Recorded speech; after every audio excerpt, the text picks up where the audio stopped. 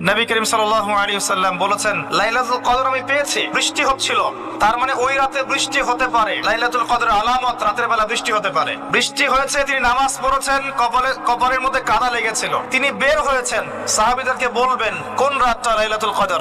বের হয়ে দেখছেন দুজন মুসলিম আপোষে ঝগড়া করছে। এই কাজটার কারণে আল্লাহ রাব্বুল আলামিন নবী সাল্লাল্লাহু আলাইহি ওয়াসাল্লামের হৃদয় থেকে এই কথাটাকে তুলে নিলেন। তিনি আর বললেন না এক্স্যাক্টলি কোন রাতে লাইলাতুল কদর ছিল, তিনি বলতেই বেরিয়েছিলেন যে কোন রাতে লাইলাতুল কদর ছিল।